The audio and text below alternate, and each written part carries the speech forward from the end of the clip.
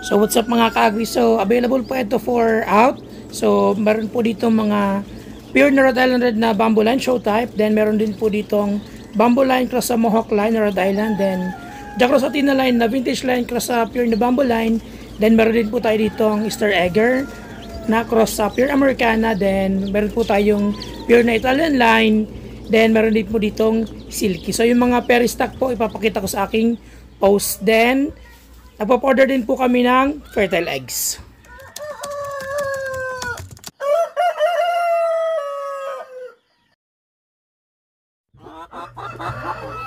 So ayan mga ka-agri, ito po yung ating mga parent stock po ng ating mga pure na Rhode Island Red na bamboo line na show type. So ayan po, ito po ay galing po kay Sir John or sa bike ni Juan, yung ating mga parent stock. At ayan po, meron na po tayong mga available na mga CCU at meron na rin po tayong mga available na fertile eggs at pwede po tayong magpa-ship going to Metro Manila lang po. Wala po tayong available na shipping going to Visayas at Mindanao. Yung mga interested po dyan sa daanan po from dito po kasi kami sa Camarines Sur. So Camarines Sur to Metro Manila, pwede po tayong magpa-ship. PM na lang po kung interested kayo. So ito po yung ating mga parent stock. Solid na solid po yan. So hindi po kayo malulugi sa quality at ayun po, pure na Rhode Island Red na bamboo lines po ito. Then ito naman po yung ating pure na bamboo line na cross ating Rhode Island Red na Mohawk line at Rhode Island Red na vintage line na Jack Cross Athena line. So ayan po. Yung broadcast po natin ay galing yung kay Sir Paul. Then ito pong Mohawk line and Jack Cross Athena line po ay galing po yung kay bike ni Juan. So mga ano po yan, mga legit and mga pure na Mohawk line na hen at Jack Cross Athena line na hen din na vintage line. At ito po yung sample na itlog nila.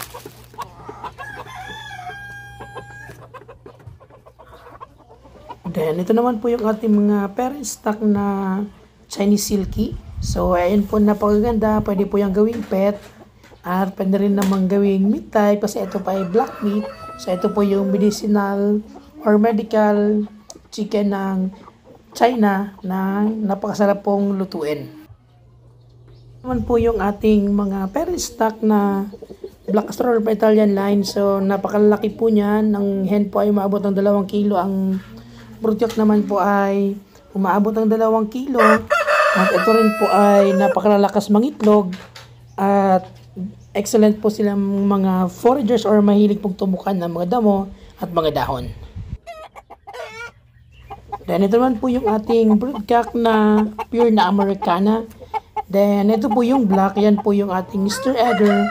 So yun po yung mga parent stock ng rinirelease natin na Easter Egger cross po sa pure na Americana.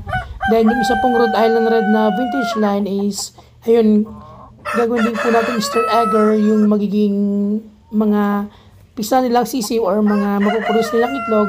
So ayan po, kapag po krinos natin yung ating blue egger sa brown egger, dun po nakakapag-produce tayo ng Easter egger kung saan meron pong green or blue na itlog.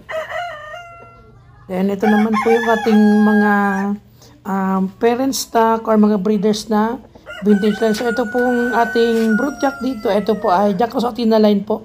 Galing din po yan kay bike ni Juan. So ayun, napakaganda po ng kulay.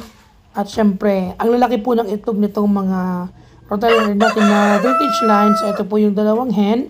So yung isang hen po is galing po yan sa Quezon City kay Sir Carl Manlutak. Then yung isa po ay binalik na lang po natin dyan sa Jack Cross Athena line na broodcock natin. So ayun, ito po ang lalakas din po nitong mangitlog. At napakalalaki ng itlog from large to jumbo po ang itlog nila. So at ito rin po ang maraming bumibili sa akin at nagpapa-reserve kahit po ng fertile egg. So ito po yung sample ng itlog nila.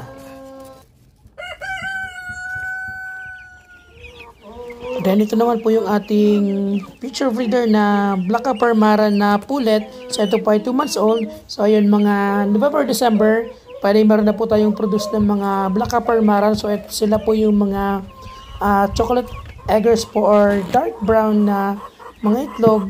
At ayun, meron pa po itong mga kasama. Sineparate ko lang po kasi mas matanda ito dun sa ibang mga kasama niya. And ito naman po yung ating sunod din ng mga future breeders.